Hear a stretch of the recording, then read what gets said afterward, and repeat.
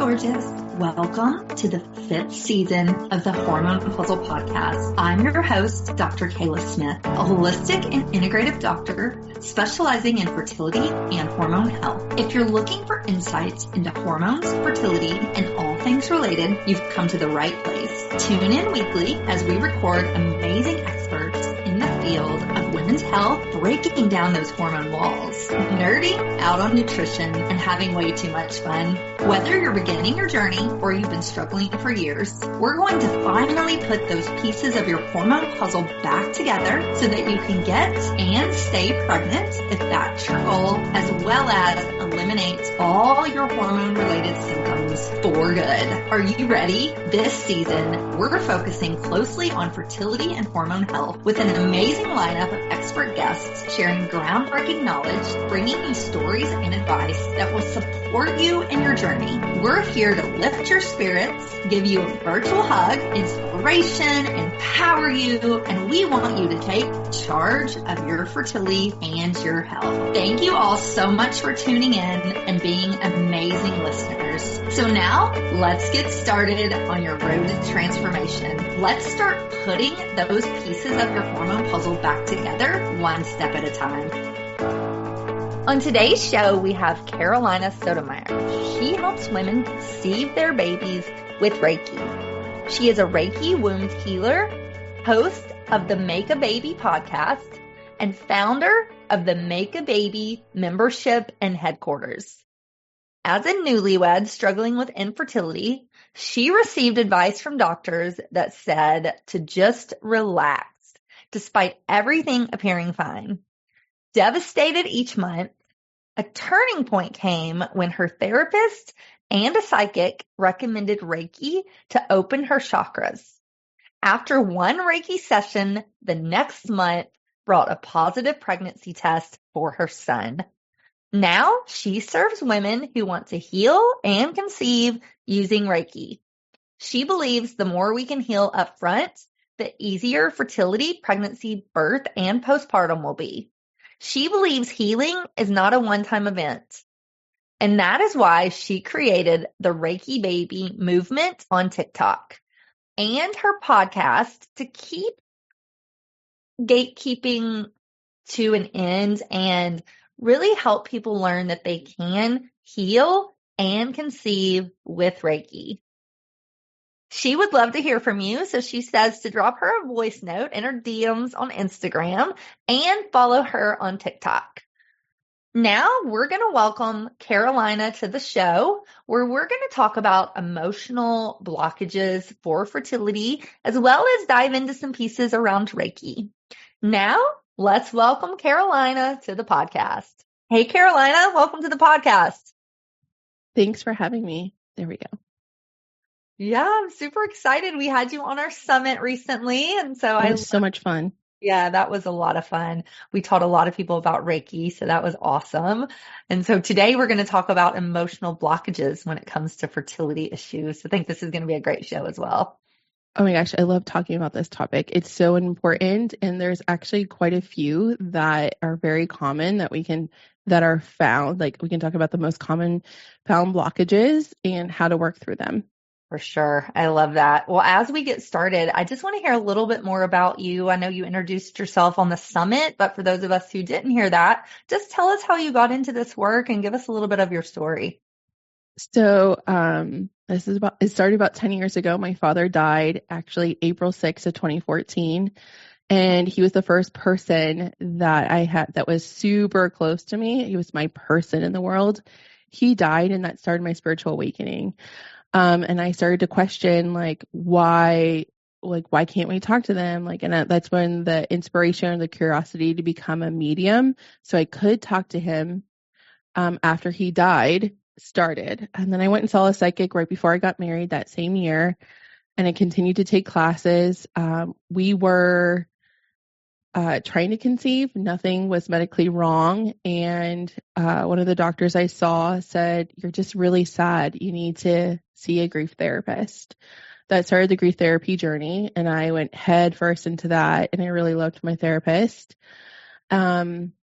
And she was also really great because she was a sex therapist too. So she I had low libido, and I didn't know grief could affect your physical body. I just really knew nothing about the mind-body connection or emotions at that point. And then fast forward to 2016, I have a horse accident where I fall off my horse into a ditch.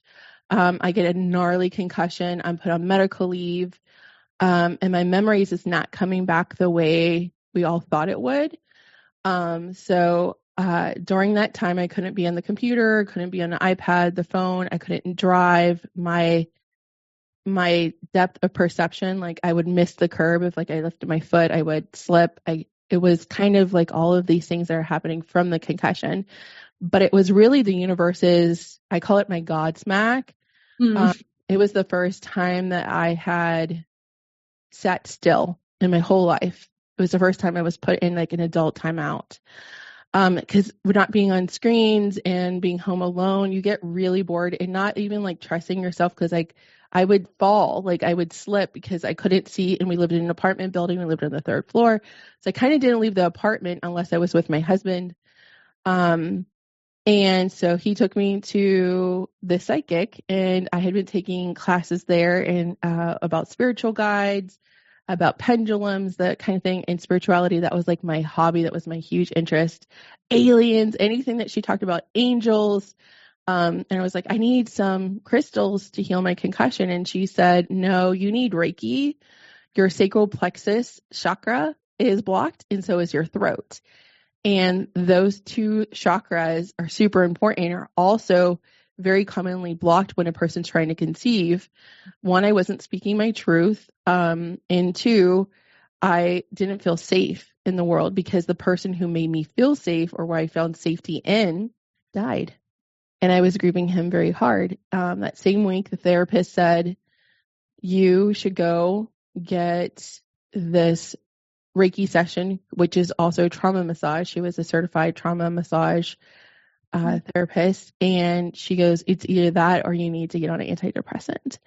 I was let me give it a try. 2 people in the same week have told me to get Reiki. And I was and it was really her recommendation, the therapist. I went to her person, which was different than the psychic. I was still super interested in spirituality, but I was so far out there for me. So I'm just going to go over here because I was still very medically minded, and still am, but also with a grain of spirituality. But so she recommended a place which was a real life private practice. If you remember that show, there was all these different modalities in one building. And I landed in the lap of this angel, and I call her my Reiki mother, and she gave me Reiki. It was in that session, I could take a big breath, and breathing was really difficult after my dad died. Panic attacks started. I would have panic. I would wake out of a dream and I would have a panic attack. Just living in a world where my dad didn't was really bizarre, very jarring, and just made me feel wildly unsafe. Even though I had a great partner, I had a great job, I had a great car, I had another horse, I had cats, I had a very full life, I had friends, a career, I had everything. I had a man that was just so wildly in love with me, and he was my first safe partner. He was really healthy relationship. I still felt unsafe because my dad had been the only person in my life that never physically abused me. And I related safety with not having physical abuse. So that actually was what was keeping me from getting pregnant. And that she goes, we need to open your womb. We need to energetically realign your chakras. And I was do what you got to do. I don't know what you're doing, but I like it. And it felt really nice. And I just thought it was her magic. I thought it was something only she could do. And she didn't do anything specifically. She didn't specialize in them. She was just specializing in removing trauma from your muscles. And that with the massage therapy, I walked out on cloud 9. I was I want more of that. And I was just happy for the first time. It was joyous. I didn't feel I was tired of being the sad girl. And I was tired of being depressed. And I was tired of feeling I couldn't get out of bed. It was just I had this desire to want to be happy again, but this grief was just so crippling. And you're supposed to be hot and sexy when you're a newlywed, right? You're supposed to be hot to try and want to do it all the time. And I didn't. I felt shame around that. And I didn't know how to voice that to my partner of like, I do want you. I do. And just really sad. And I didn't understand, like I had this perception. I didn't understand all of these barriers. And it really, at the root cause, the blockage was I didn't feel safe, emotionally safe. And after that Reiki session, the next month we were pregnant with Ollie, and he is now 7. So I went on to get Reiki certified when he was 6 months old, when I was postpartum, as an effort to help me in my postpartum healing, because I had severe PPD. Surprise that, an anxious person with grief continuing to have complications postpartum. Imagine that. And he had chronic ear infections. And managing the pain was really difficult. I also didn't know you couldn't give Tylenol before 6 months. Like finally when he turned 6 months and you could give Tylenol, was like, finally, but also like, finally something to help you. But that's how I got into Reiki. And then I continued to evolve from there. I became a Reiki master.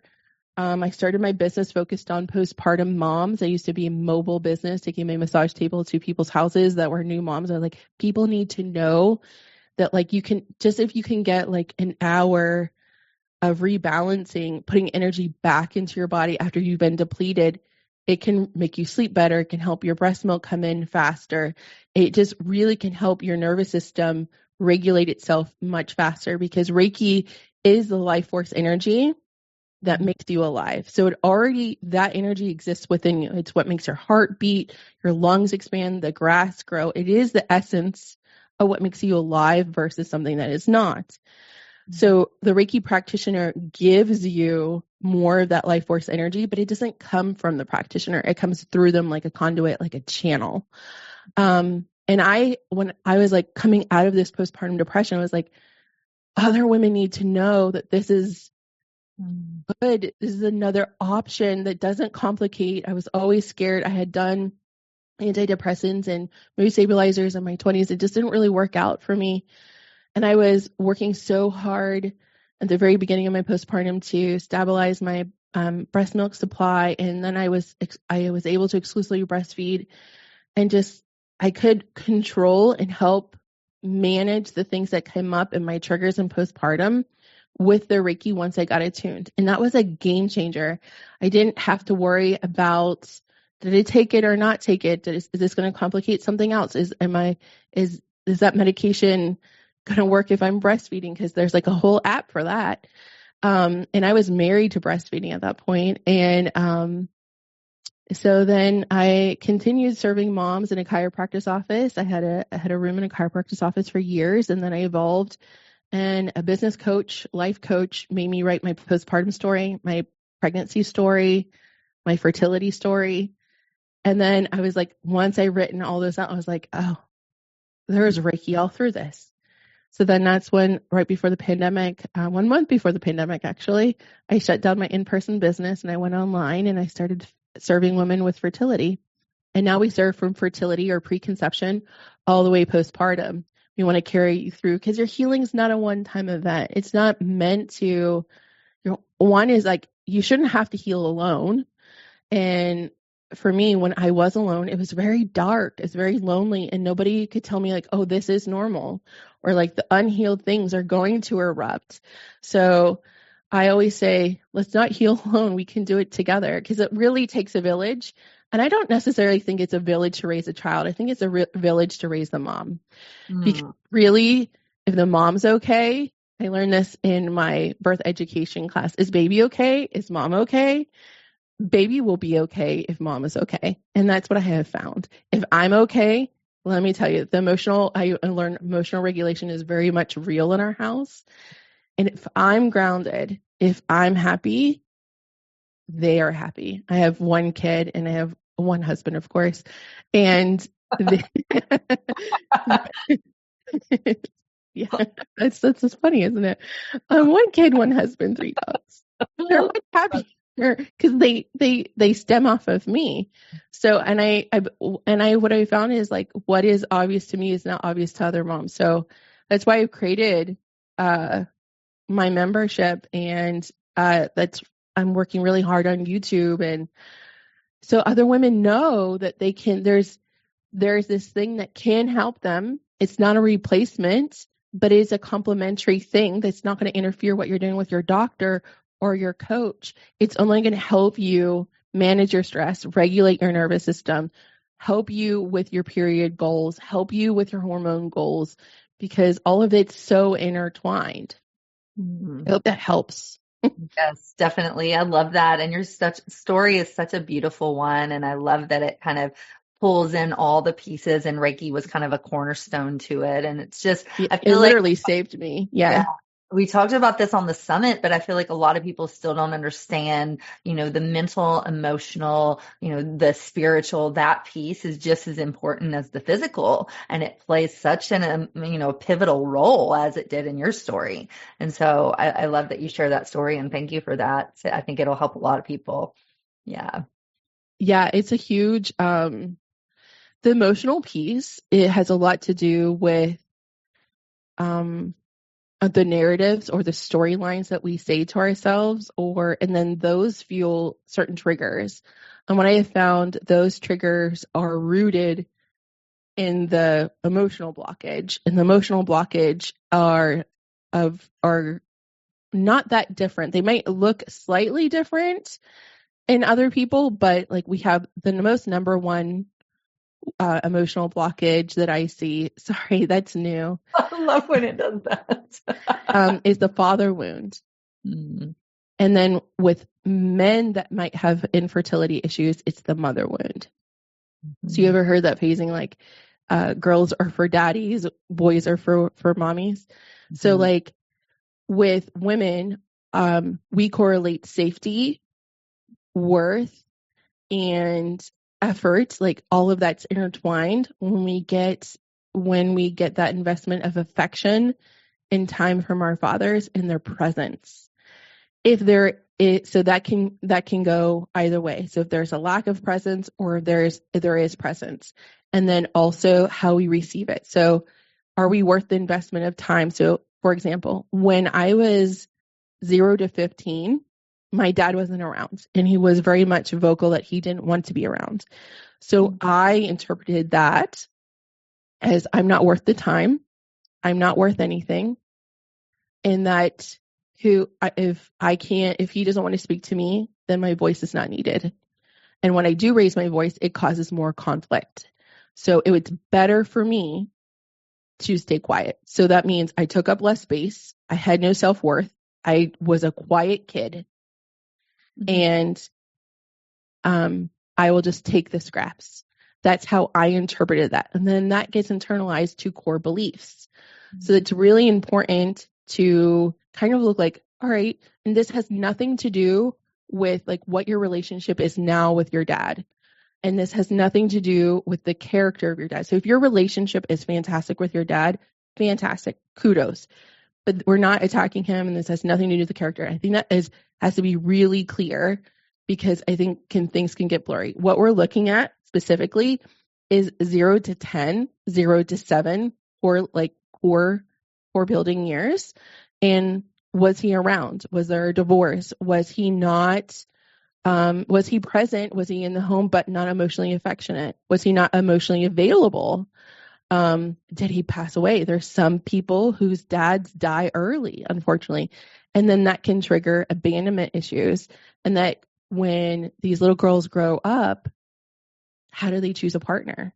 These things that happen to us can deeply influence how we view ourselves, what we deserve, and how our self-perception.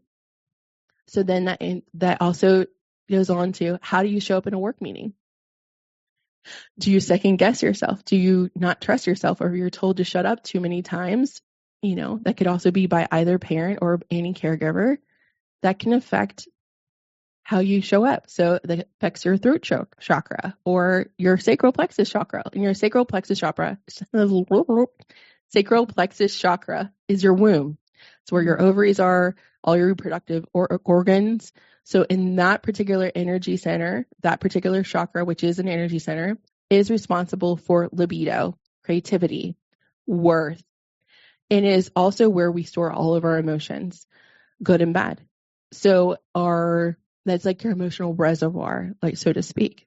So if you are holding on to more trauma or more negative memories, some people don't identify with life events as trauma, that can actually block your period, influence how your hormones are, if they're balanced, influence then your lining, the thickness of your lining, or it can influence, your follicles or painful periods or lack of periods. So with like PCOS and endometriosis, we always look at like there's a pattern where the person had to grow up way too fast.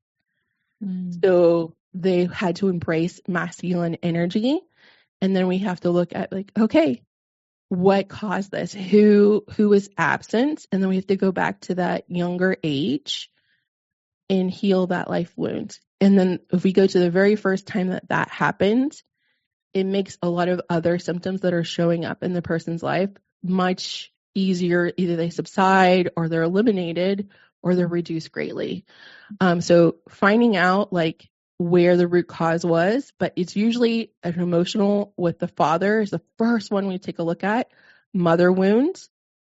And then we'll do inner child after that. But usually when we get to the third, which is the inner child, it's more like refined. It's more of like being seen, being heard, being appreciated, being loved, because that's like the deeper healing, because you've already healed a lot of inner child things in the father and mother wound.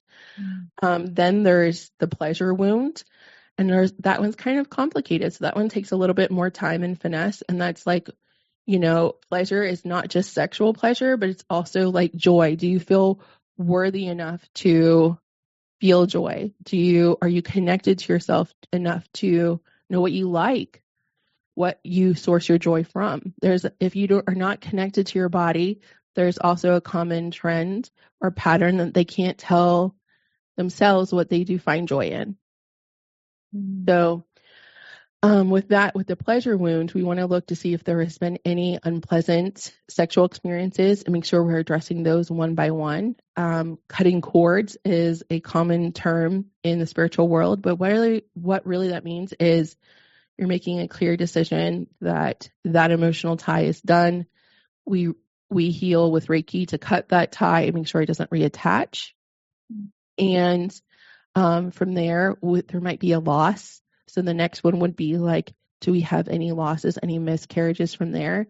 And then we'll go on to ancestral for that. And then we make sure, of course, in every session, the rest of the chakras are balanced. But for the womb, those are the core ones to take a look at.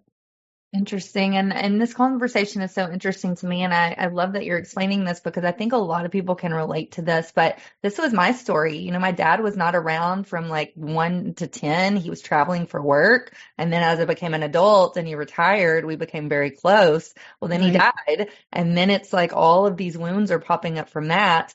And it's no wonder I struggled with infertility, because I didn't feel safe enough to have a baby, and I picked terrible partners. So it's like all of it makes sense and it all kind of connects together. And so I love that you explained that. I think a lot of our audience struggles with this.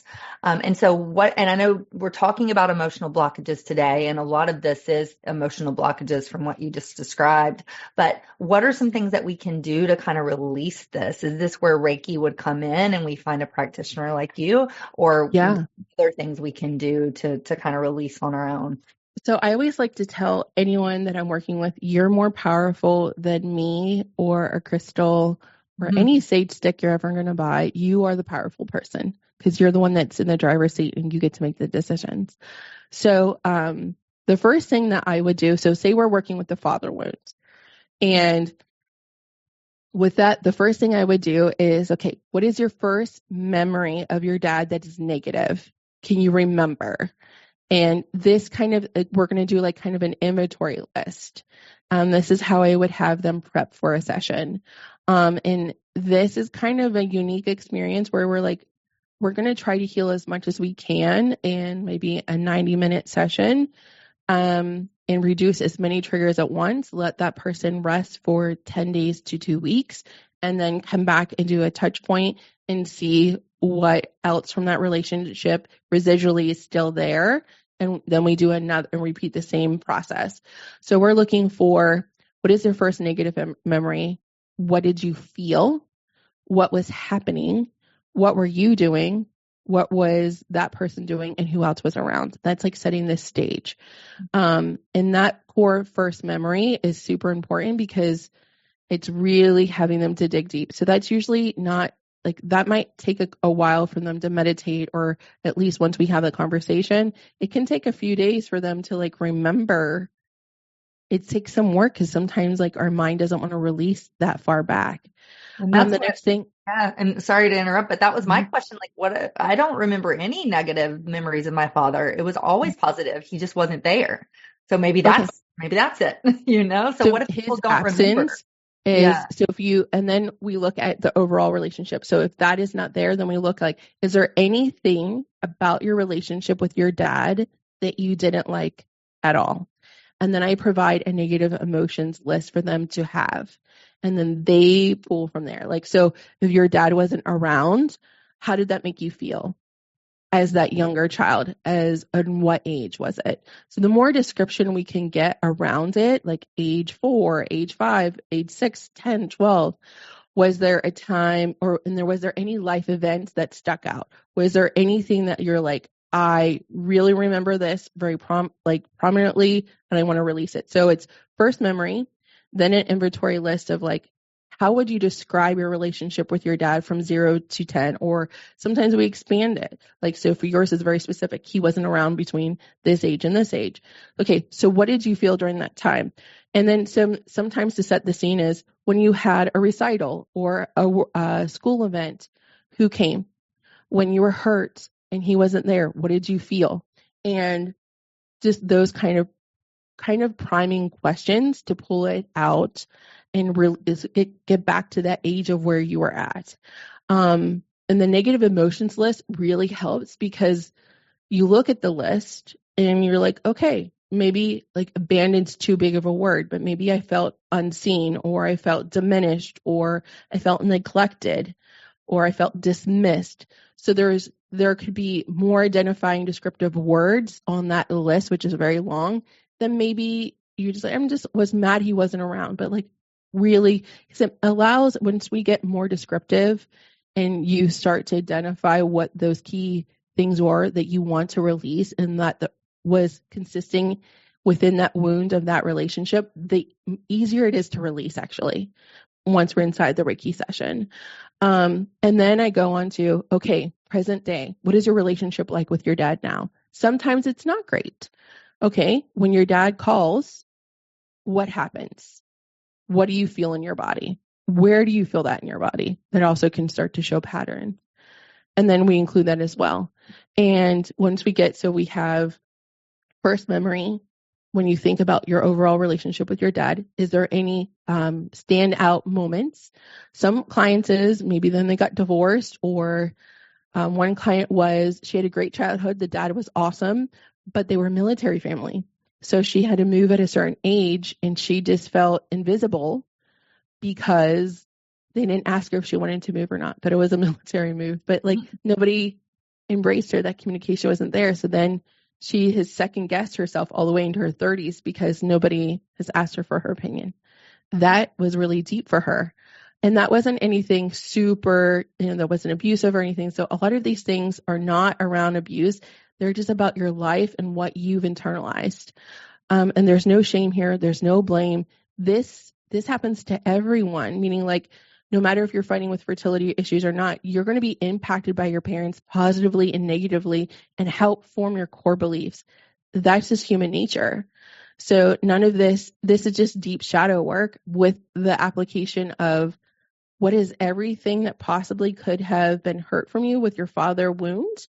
Are you willing to release it? Then we go into a Reiki meditation with the intention of releasing it. I balance each chakra, during that time she's doing a meditation, and I'm giving distance Reiki, and we're removing all of those things from her tissues. We're also identifying, once she's done the inventory, I call it an inventory list. I was like, where do you feel angry in your body? And she'll say, my big toe, my elbow. And that starts to, after we've given some Reiki, we've done some breath work, she's connected to her body. And then that's when she says, I feel this emotion. And then we give it a number. And I'm like, okay, so with sadness, where do you feel that? Oh, I feel it in my chest. And it's 0 to 10, 10 being the highest. 10 is, I feel that is a 9. And then at the end of that, we want to get it between a 0 and a 3. And depending, after that time, we'll come back in 2 weeks and see if there's any higher numbers. I'll go through the list. How do you feel like right now today, when you think about this event and this emotion and this description, what do you feel? Oh, I don't feel anything. Okay, then we move on to the next. Because healing can be layered. So that's the process. And usually if we can get between a 0 and 3, there's a huge reduction in triggers, because our triggers as adults are not usually our adult age self. It's our inner child age that of where the trigger was formed. Interesting. And then I guess this depends on how much trauma somebody has and how deep it runs. But is there a guideline? Like, how long does it take to release this with these sessions? Sometimes it takes, when we do it that method, and that's one-on-one, it can take up between 2 and 3 sessions to get through one wound. Most of the time, I'd say it takes 2 sessions. And then in that second session, we're also starting to combine maybe a second wound. So usually one session, if the person is ready to do the work, the pre-work, sometimes they don't want to answer the questions alone, which is fine. Like, sometimes they need the support of someone. So then the session might be a little bit longer, but sometimes they can go from 90 minutes to 2 hours, depending on for one wound. One-on-one. So if they're doing it by themselves with inside the membership, it can take a couple of months. But also that's combined with, okay, we healed the dad wound, but also is there anything else that needs to happen? A lot of the times we need to heal other partners we've been intimate with. I see that common as well. And then there's just a wound clearing of like anything that is not coming up that's unknown, that may be ancestral. And sometimes, I'm also a very practical person. So as much as, I love to say I'm a psychic medium and I'm a womb healer, all the things, not every person's going to know all the concrete answers of why, like, okay, we have identified all the things and you think this might be ancestral. We may never know what the real ancestral wound is. We can only speculate. So I love also just having a general wound clearing and then blessing. And that is, we intentionally set the goal of the healing session to remove anything that's known, unknown, and that's no longer serving us, for the intention of clearing the way so we can conceive. And that is always super uplifting and very purifying, because there's just some things we're just never going to know. Yeah.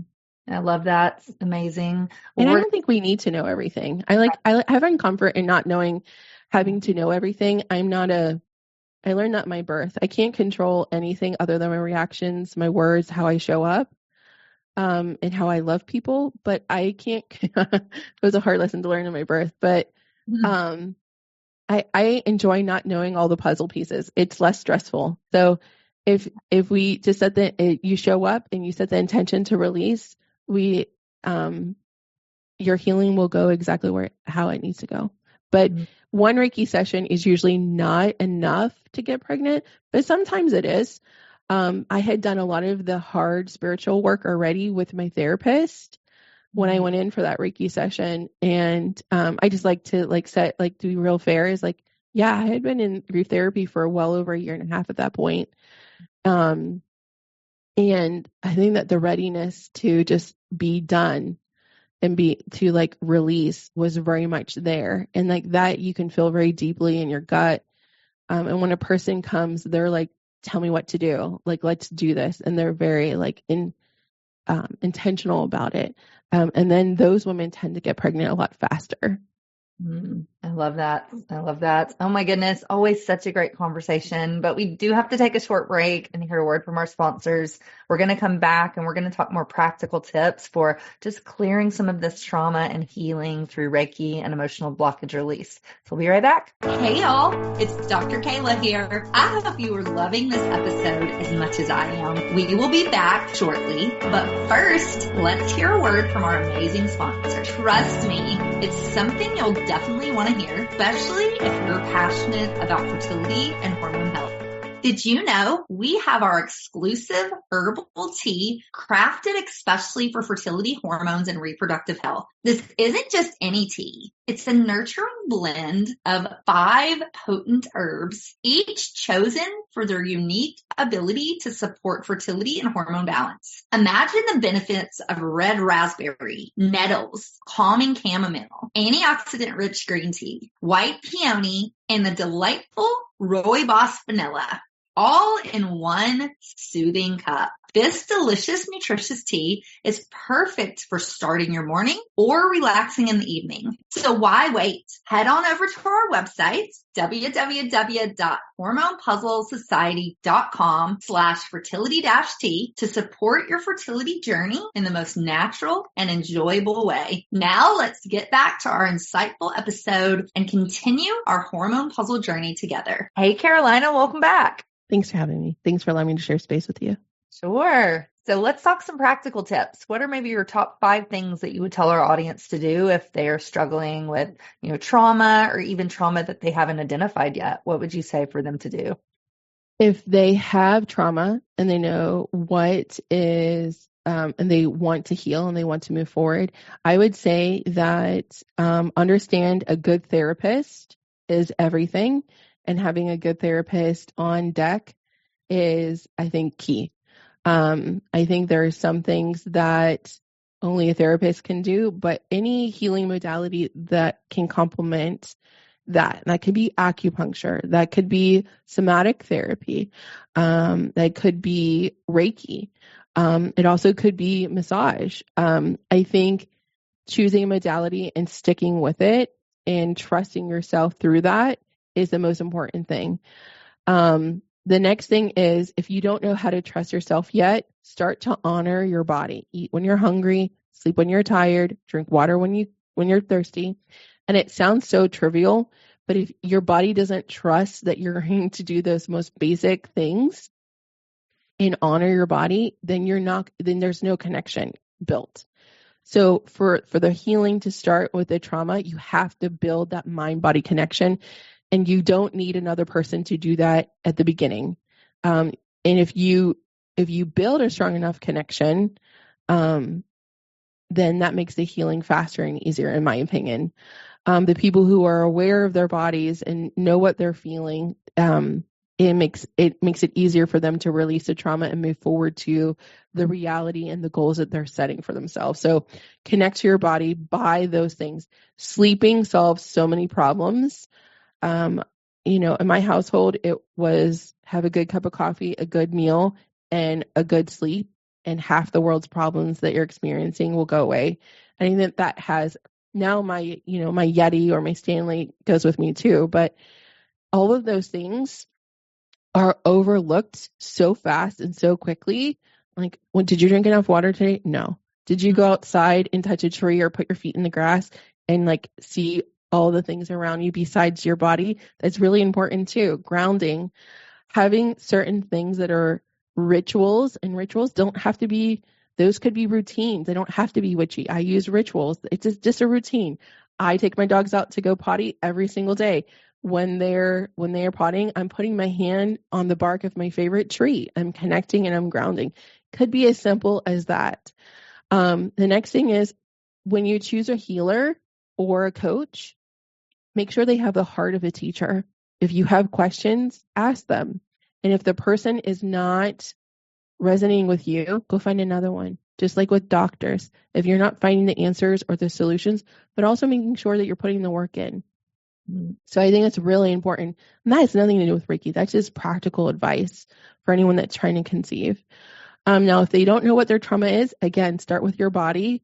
And then maybe you find someone that its story is similar to yours. You'll find a lot of safety in that, a lot of commonality in that. And that also brings comfort.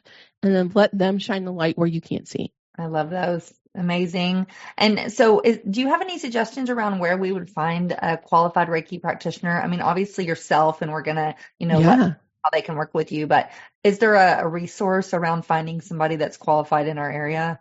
You can go to reiki.org. They mostly practice Holy Fire, which is a lineage that's the most common. I practice Kundalini Reiki, and that's like going into like, what breed of dog do you have? Like, it's highly technical. What lineage are you teaching? I think the best way to find, like, the way that I find different healers, I like to go to Instagram, or I like to go on my local mom Facebook group. You'll find gems there. You'll find a unicorn there, because it's usually somebody's referral that leads to real magic. I love mom groups. I know some people don't, but I love my we have, I live in Omaha, so there's a one that says In the Know.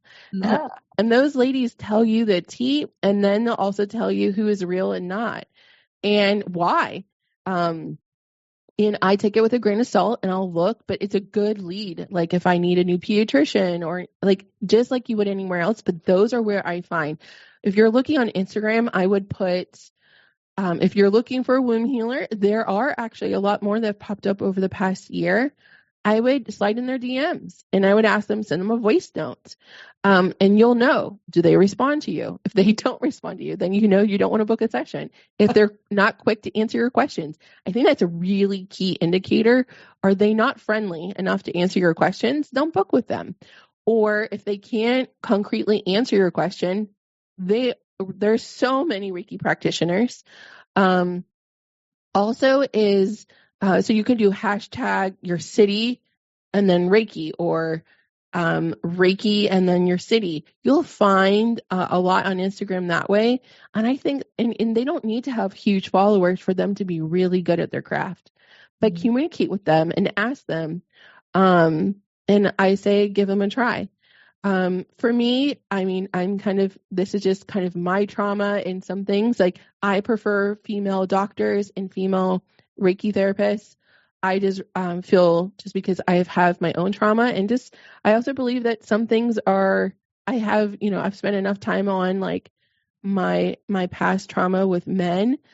So I feel safer and be more ease no matter how much I work on it. I'm not going to choose a male Reiki massage therapist or whatever. I'm just going to choose a female, but you can choose either or, and always keep your clothes on. And I know that sounds really like a Reiki session, you should be keeping your clothes on. I think that for your safety, everyone needs to know that. And a lot of people don't know all the ins and outs of Reiki, but if you're asked to remove your clothes, or you should be fully clothed in every Reiki session. For sure. For sure. I love that. Well, tell us where we can find you and Sure. working with you. Oh, you can check me out at carolinasotomayor.com, or on TikTok or Instagram at the Carolina Sotomayor, and send me a DM. Tell me what you liked about this episode or what you disagree with, and let's have a chat. Like, I'm always open. And if I can't help you, I definitely can probably give you a referral. I love that. I love that. Well, Carolina, it's always fun to have you here. So, and I just want to say thank you. You've just shared a world of information with us. So thank you. Thank you. And then any final, advice or inspiration you want to share before we close out the show? Miracles can happen any day and every day. And they don't have to be quantified, big or small. And you're deserving of one. So I would not give up hope on you conceiving your baby. Sometimes, I get people who have come in and they've thrown the towel, and then they're like, well, I saw you and let's try. And then they go on to conceive. There's like, ask your questions. You deserve to be heard, and you just definitely deserve to heal and be served. Ask. And if you don't have hope, let other people like yourself or me hold hope for you. And sometimes you just need a break from the stress of it all. Let someone else carry you for a little bit. I love that. And I completely agree. Do not give up until you reach your path to parenthood, and you will get pregnant. You just have to have that hope and do not give up. So I love that you said that. Amazing. Yes. Well, again, thank you for being Thank here. you. And thank you for listening to the Hormone Puzzle Podcast. We'll see you in the next episode. Bye for now. Hey, hang on a second before you go. I've got some fantastic free resources waiting for you over at our website. You can find that at www.hormonepuzzlesociety.com. You'll find everything from a fertility meal plan, a cycle optimizing quick start guide, even a pregnancy meal plan. Plus, there's masterclasses and blog posts from myself and leading experts in the fields of fertility, hormones, and nutrition, all designed to support you on your journey. And I wish there had been something like this when I was going through my 2 years of unexplained infertility, but there just wasn't. That's why I put all of these resources together for you. So make sure you go and check these out and make the most of the support that I've arranged for you. And here's a little secret. These are the same strategies and foods that helped me conceive not once, but twice, even after my doctor said that I couldn't. So I know that these things work. Make sure that you take advantage of that. And I can't wait for you to be our next success story. Thank you so much for joining me. And remember to visit our website at www.hormonepuzzlesociety.com for the show notes of today's episode. And if you've enjoyed our time together, please subscribe and leave us a review. I so appreciate you, and thank you for being a valued listener. See you on the next episode of the Hormone Puzzle Podcast. Take care and lots of love.